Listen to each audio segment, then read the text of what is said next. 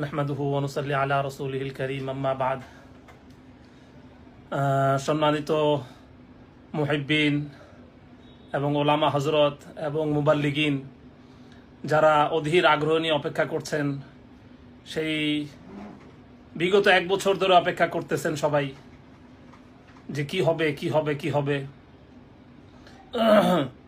আল্লাহ তাআলা বান্দার আমলের উপরে ফয়সালা করেন।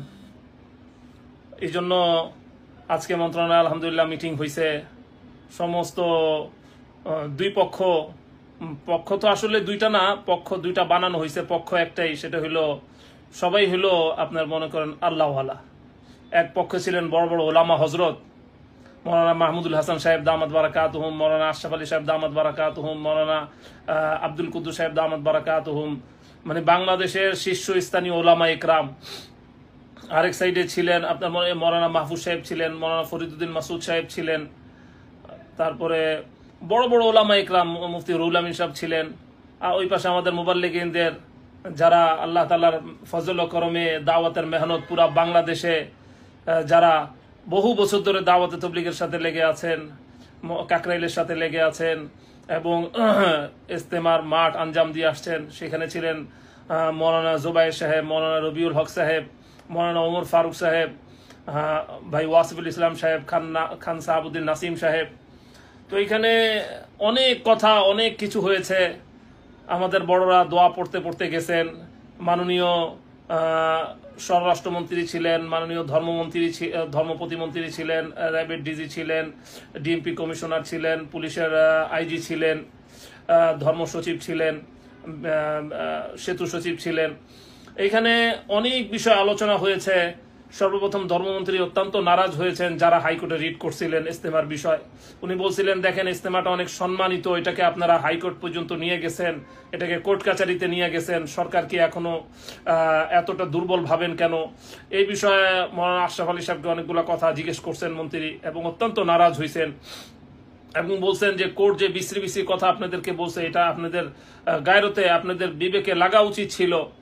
তো আল্লাহ পাকের মেহেরবানি যে আল্লাহ তাআলা আসলে সবসময় আল্লাহ তাআলা হকের সাথে ছিলেন, এটা আল্লাহ তাআলার ওয়াদা, আমি হকের সাথে আছি। আজকে নিজের চোখে দেখলাম আল্লাহ তাআলা বিগত এক বছর দেখাইতে দেখাইতে আনছেন। শাপলা চত্বরের রক্তের বিনিময়ে আল্লাহ তাআলা হয়তো শাপলা চত্বরের রক্ত নিছেন, কিন্তু এটার বিনিময়ে আল্লাহ তাআলা বাংলাদেশে এক বিধ্বংসী নাস্তিক যে দাঁড়াইছিল, ইমরানের সরকার জাগরণ মঞ্চ, আল্লাহ তাআলা সেটাকে তছনছ করে দিয়েছেন এবং তারা ভেনিশ, তাদের কোনো অস্তিত্ব নাই। সেরকম ভাবে আল্লাহ তাআলা 30 ডিসেম্বর পহেলা ডিসেম্বর যেই রক্তপাত টঙ্গীর ময়দানে হয়েছিল, সেই রক্তের বিনিময়ে আল্লাহ তাআলা হয়তো আমাদের মাঝে সেই পূর্বের রং ফিরিয়ে দিবেন। এই আশাই ছিল, এই দোয়াই ছিল। এক পক্ষ মারছে, আরেক পক্ষ চুপ ছিল, আর আরেক পক্ষ এই দোয়ার মধ্যেই ছিল যে আল্লাহ তাআলা এই রক্তের বিনিময় যাতে প্রতিশোধের বদলে আল্লাহ তাআলা যাতে দিন হককে এবং আল্লাহ তাআলা হযরত মাওলানা ইলিয়াস সাহেব রহমতুল্লাহ আলাইহি যে মানসা ছিল, যে ইচ্ছা ছিল, সেই ইচ্ছাকে আল্লাহ তাআলা পূরণ করেন। এইটা হয়তো হইতে পারে আল্লাহ তাআলার কাছে কোনো কিছুই মোহতাজ নাই, আল্লাহ তাআলা বিনা মোহতাজে সবকিছু করতে পারেন। তো আজকে মন্ত্রণালয় মিটিং শুরু হইলো, বিভিন্ন রকমের কথা। মৌলানা আশরাফ আলী সাহেব বিভিন্ন যে ওই পক্ষের যে তাঁতি পক্ষের মৌলানা আশরাফ সাহেব খুব কটকট কথা বলছেন, খুব জঘন্য কথা বলছেন। এটার দ্বারা মাননীয় ধর্মমন্ত্রী, মাননীয় স্বরাষ্ট্রমন্ত্রী একসময় রাগান্বিত হয়ে চলেও যেতে চেয়েছিলেন যে আপনারা মিলমিশ করেন না, তাইলে আমরা চলে যাব। তো মাননীয় ধর্ম প্রতিমন্ত্রীর রিকোয়েস্টে মাননীয় স্বরাষ্ট্রমন্ত্রী আবার বসেন। তারপরে এইখানে ওয়াসিফ সাহেব একটা কথা বলেছিলেন যে গত বছর আমাদের বিশ্ব ইজতেমা হাইজ্যাক হয়ে গেছিল, এটা তো ওলামা ইকরাম খুব ক্ষুব্ধ হয়েছিলেন। এবং ওইখানে মৌলানা মিজান সাহেব, মুফতি মিজান সাহেব একটা কথা বলছিলেন যে ইজতেমার মাঠে আলেমদের উপরে, তোলাবাদের উপরে হামলা করা হয়েছিল।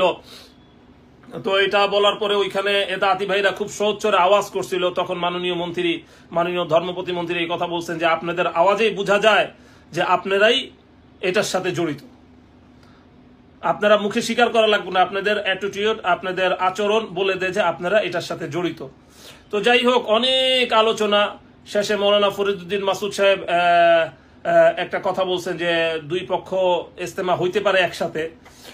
সেটা হইল যে মৌলানা জুবায়ের সাহেব আর ওয়াসিফ সাহেব জিম্মাদার থাকবেন, দুই পক্ষের একজন একজন জিম্মাদার, ইজতেমা একটা হইতে পারে।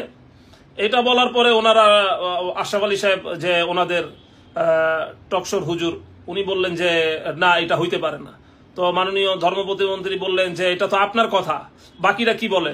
তো বাকিরাও বলল যে না, বাকিরাও আমার সাথে একাত্মতা পোষণ করছে, বাকিরাও এটাতে রাজি যে আলাদা হবে, একসাথে হবে না। তো এটা মাননীয় মন্ত্রী খারাপ চোখে দেখছেন, ভালো চোখে দেখেন নাই। বললেন যে আপনারা ফরিদুদ্দিন মাসুদ সাহেবকে আপনারা সবসময় আগে আগে রাখেন, আপনাদের হুজুর বলেন, এখন উনি একটা পক্ষের কথা বলছে, এখন আপনারা ওনাকে বাদ দিয়ে দিলেন। তো এইখানেও আশরাফ আলী সাহেব খুব উচ্চবাচ্য কথা বলছেন। তো খুব ওনার ব্যবহারগুলো খুবই খারাপ ছিল, যেটা ওইখানে যারা শিক্ষিত ওলামা ইকরাম এনারা তো চুপ ছিলেন, ওনারাও সহ্য করতে পারেন না, এবং সরকার উচ্চপদস্থ কর্মকর্তারাও ভালো চোখে দেখেন নাই। শেষমেশ ঘুইরা ওইখানেই রাজি হইছেন যে ঠিক আছে। ওই সময় সঙ্গে সঙ্গে ওয়াসিফুল ইসলাম সাহেব বইলা উঠলেন যে আমার কাছে এই মাত্র মেসেজ আসছে, সাদ সাহেব এবছর ইজতেমায় আসবেন। যখন বুঝতে পারছেন ওনারা যে সাদ সাহেবকে এই বছর আনা যাবে না, এটা সিদ্ধান্ত কোন রকম পাস হয়ে গেছে, তখনই উনি বললেন এই কথা। বাকি আল্লাহ আলম, আমি জানি না, আমি ওনাকে মোবাইল ঘাটতে দেখি নাই বা কারোর সাথে কথা বলতে দেখি নাই। হঠাৎ উনি বললেন যে আমার কাছে মেসেজ আসছে যে সাদ সাহেব এবছর আসবেন না।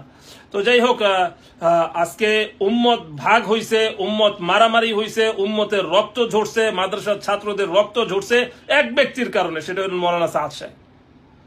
ওইখানে মাননীয় মন্ত্রী মহোদয়ের সামনে যখন এই কথা বললেন মুফতি আতাউর রহমান সাহেব, যে যখন ঝগড়া হয় তো যেখানে মূল সেখানে ফিরা যেতে হয়, উনি বুঝাইলেন যে দিল্লি ফিরা যেতে হবে, আমাদের নিজামুদ্দিন ফিরা যেতে হবে। তখন মাননীয় প্রতিমন্ত্রী খুব বিবেকবান এবং খুব জ্ঞান রাখেন, এত মানে মাশাআল্লাহ এত সুন্দর ব্রেন, এই বয়সও ওনার, উনি এত সুন্দর বুঝেন।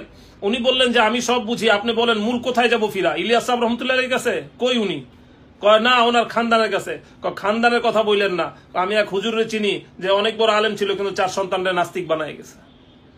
তো এই কথা উনি বললেন। তো এই জন্য ওইটাও টিকে নাই, মন্ত্রী তাকে মুফতি আতাউর রহমান সাহেবকে থামায় দিছেন। তারপরে মোশাররফ সাহেব কথা বলতে চাইছেন, মন্ত্রী মানা করে দিচ্ছেন, না আমরা কারো কথা শুনবো না। খান শাহাবুদ্দিন নাসিম সাহেব বললেন যে ঠিক আছে, দুই পক্ষ আমরা করতে পারি। পরে ওনারা ঘুইরা এটাতে রাজি হয়েছেন যে না ঠিক আছে, ইজতেমা একটাই হবে, দুই পক্ষ ইজতেমা করতে পারি আমরা। যখন বলল, সব সিদ্ধান্ত হইল, তো এখন ওনারা রাজি হয়েছেন দুই পক্ষে ইজতেমা করবেন, কিন্তু মৌলানা সাদ সাহেব আসবেন না, আর বাকি হজরতরা আসবেন, বাকি মেহমানরা আসবেন। তো এইখানে মাঝখানে আবার আশরাফ আলী সাহেব আরেকটা কথা উঠাইছিলেন যে ইজতেমা দুইটা হইতে পারে, একটা ওনাদের একটা আমাদের, একটার জিম্মাদার মৌলানা জুবায়ের সাহেব থাকবেন, একটা জিম্মাদার ওয়াসিফ ভাই থাকবেন। ওনারা বলছেন না, ইজতেমা একটাই হবে এবং দুই পক্ষ মিলেই ইজতেমা হবে। তো আলহামদুলিল্লাহ ওলামারা চুপ ছিল কেন? ওলামাদের কথা বলা লাগে নাই, ওনাদের কথাই ওনারা আটকা পড়ে গেছেন।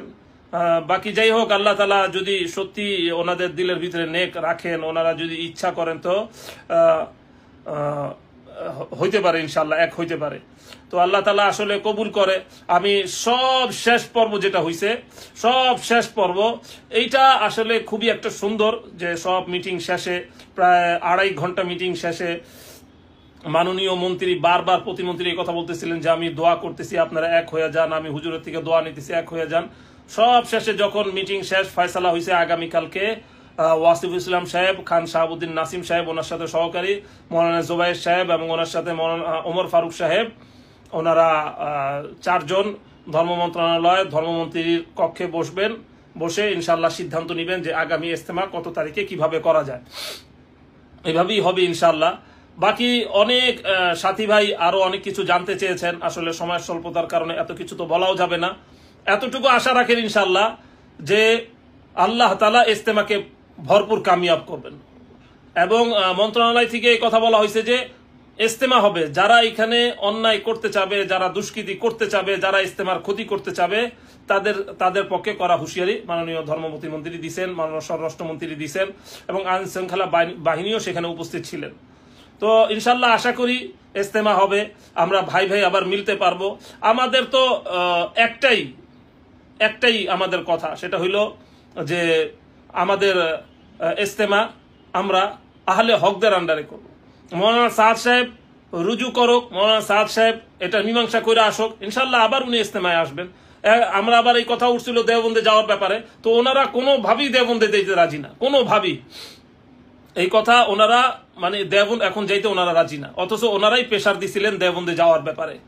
এবং মাননীয় প্রতিমন্ত্রী এই কথা বলছেন, ধর্ম প্রতিমন্ত্রী, যে এক সময় ওনারা খুব রাজি ছিলেন দেওবন্দে যাওয়ার জন্য, এখন মনে হচ্ছে যে ওনারা দেওবন্দে যেতে চাচ্ছেন না। সর্বশেষ যখন এই কথা হইলো যে ঠিক আছে ইজতেমা হবে, ইজতেমার আগে দেওবন্দ থেকে ঘুরে আসো, তো ওনারা এটা তো রাজি না যে এখন দেওবন্দে যাওয়া হোক। তো যাই হোক, মাননীয় মন্ত্রী এবং ধর্মমন্ত্রী, মাননীয় স্বরাষ্ট্রমন্ত্রী এই সিদ্ধান্তে আসছেন যে ইজতেমার পরে বৈশা বাকি সিদ্ধান্তগুলো ইনশাল্লাহ ফিনিশ করা হবে, বাকি ঝামেলাগুলো মিটমাট করা হবে। তো আপনারাও সবাই ইনশাল্লাহ দোয়া করেন, ইনশাল্লাহ মেহনত করেন, ইনশাল্লাহ যাতে ইজতেমা কামিয়াব হয় এবং আমাদের ওলামা ইকরাম বসবেন এবং আমাদের কালকেও হবে, এখনো হয় নাই। আজকের যে মিটিং হইলো এটার ব্রিফিং আমি আপনাদেরকে দিলাম। বাকি ইনশাল্লাহ অনেক ভাই কমেন্ট করছেন, অনেকের কমেন্ট উত্তর দেওয়ার মতো আসলে আমি এত সময়ও পাচ্ছি না, তারপরও আমি কিছু কমেন্টের উত্তর দিব কিনা আমি বুঝতে পারতেছি না। অনেকে অনেক কথাই লিখছেন, অনেক কথাই বলছেন। বলছেন ওলামা ইকরামের পক্ষে হতে হবে। হ্যাঁ, ওলামা ইকরামের পক্ষে হইতে হবে, ওলামা ইকরামের পক্ষে হইতে হবে। এই জন্য ওলামা ইকরামের পক্ষে হইতে হবে, ওনারা ওলামা ইকরামের পক্ষে হইতে রাজি না। এবং ওইখানে খুব জঘন্য মৌলানা আশরাফ আলী সাহেব একটা জঘন্য কথা বলছেন, যেটা আমাদের খুবই দুঃখ লাগছে। উনি মৌলানা মাহমুদুল হাসান সাহেবকে অ্যাটাক করে বলছেন এই কথা। মাহমুদুল হাসান সাহেব যখন বললেন যে আমি ওনাদের উপদেষ্টা, তখন উনি বললেন না, আমরা আপনাকে উপদেষ্টা মানি না, আমাদের উপদেষ্টা খাতা থেকে আপনাকে বহু আগে আমরা বাদ করে দিয়েছি। তো আসলে এত বড় একজন হাস্তির সাথে, এত বড় একজন আলেমের সাথে বেয়াদবি, এটা আসলেই খুবই জঘন্য, আমরা এটা মানতে পারি না। তারপরও আসলে কাজের সাথে মাইনা নিচ্ছি। আর ইনশাল্লাহ বাকি কথা ইনশাল্লাহ পরে হবে। আপনারা অনেকে অনেক কথা জানতে চেয়েছেন, আসলে এত কথা এখানে বলাও যাবে না। আমি এতটুকু বলতে চাই, আমার যে সমস্ত ভাইয়েরা ভুলের মধ্যে ছিলেন অথবা বুঝতে পারেন নাই, আসেন ইনশাল্লাহ এক হবে। এবং আপনারা জানেন কিনা, সব শেষে ওয়াসিফ সাহেব, মৌলানা জুবাইর সাহেব একে অপরকে জড়ায় ধরছেন এবং সাথীরা হাউমাউ করে কান্না করতেছিলেন। এবং মৌলানা জুবাইর সাহেব এই কথা বলছেন যে আমাদের তো নিজেদের সম্পত্তি নিয়ে কোনো মারামারি নাই, কোনো জায়গা জমি নিয়ে মারামারি নাই, আমাদের মধ্যে বিভেদ হইল দিন নিয়ে। তো ইনশাল্লাহ আহলে হকের উপরেই হবে, আহলে হকের তরিকায় হবে ইনশাল্লাহ। আপনারা সবাই ইজতেমার জন্য, কামিয়াবির জন্য দোয়া করেন। সব সাথী ভাইরা যাতে এক হইতে পারে, যারা বিভ্রান্তি করতেছে, যারা এই সমাজে এই দাওয়াতে তবলিগ নিয়ে দুষ্টামি করতে চাইতেছে, তারা যাতে এটা করতে না পারে, এই জন্য আপনারা সবাই ইনশাল্লাহ আগে আসবেন। আরেক ভাই বলছিলেন যে জোবায়ের ইসলাম ফাইসাল বলছিলেন যে টঙ্গীর হামলার বিচার চাই। আমরা বিচার চেয়েছিলাম, তো মাননীয় মন্ত্রী বলছিলেন যে পিছনে সব কিছু ভুলে যান, সামনে আগান। ইনশাল্লাহ আমরা সামনে আগাইতে চাই, ইনশাল্লাহ আমরা সব কিছু বলতে চাই। আরেক ভাই বলছেন যে ইজতেমা কত পর্বে হবে? ইজতেমা এক পর্বই হবে এইবার, যেহেতু আমাদের মাননীয় স্বরাষ্ট্রমন্ত্রী খুব দামি একটা কথা বলছেন যে জায়গায় জায়গায় যেটা মারামারি হইতেছে, এটা আপনার ভাগ করে এটা শেষ করতে পারবেন না, এটা এক হইতে হবে। তো আল্লাহ তাআলা আমাদের সবাইকে কবুল করে, আল্লাহ তাআলা আমাদের সবাইকে সামনে বিশ্ব ইজতেমা সফল করার জন্য মেহনত করার তৌফিক দান করে। আমরা সবাই ইনশাআল্লাহ ইজতেমার জন্য, কামিয়াবির জন্য দোয়া করব। এবং আমাদের নিজেদের মধ্যে, ভাইদের মধ্যে যে ভুলগুলা ছিল, ইনশাআল্লাহ আবার সবাই ইনশাআল্লাহ পুরা দুনিয়া দেখবে বাংলাদেশের সমস্ত তবলিগের সাথে এক হয়ে গেছে, সমস্ত ভাই এক হয়ে গেছে। কিছু ভাই তো থাকবেন ইনশাআল্লাহ আপনার দুষ্টামি শয়তানি করার জন্য, আল্লাহ তাআলা সফল করবেন না। আল্লাহ তাআলা ইনশাআল্লাহ এই ওলামা হযরতের দোয়া, ওলামা হযরতদের কান্নাকাটি, ওলামা হযরতদের রক্ত এবং বহু সাথী ভাইদের রক্ত, এটা আল্লাহ তাআলা কামিয়াব করবেন। এই কথা বলে আজকে আমি আমার আজকের ফেসবুক লাইভ শেষ করতেছি। যেহেতু আপনাদের অনেক কিছু, অনেকে আগ্রহ, অধীর আগ্রহ ছিলেন, আর একটু আগ্রহ নিয়ে থাকবেন। আগামীকালকে ইনশাআল্লাহ দুই পক্ষ বসবেন এবং সিদ্ধান্ত নিবেন। মৌলানা জুবাইর সাহেব, মৌলানা ওমর ফারুক সাহেব, তারপরে মৌলানা ভাই ওয়াসিফুল ইসলাম সাহেব, খান শাহাবুদ্দিন নাসিম সাহেব, ওলামাদের পক্ষ থেকে দুইজন আলেম এবং এতাআতি ভাইদের পক্ষ থেকে দুইজন আওয়াম, ওয়াসিফুল ইসলাম এবং খান শাহাবুদ্দিন নাসিম সাহেব, এই দুইজন থাকবেন। আপনারা সবাই দোয়া করবেন আল্লাহ তাআলা যাতে সুন্দর কামিয়াবির ফয়সালা করেন। ওয়া আখিরু দাওয়ানা আলহামদুলিল্লাহি রাব্বিল আলামিন। আসসালামু আলাইকুম ওয়া রাহমাতুল্লাহি ওয়া বারাকাতুহু।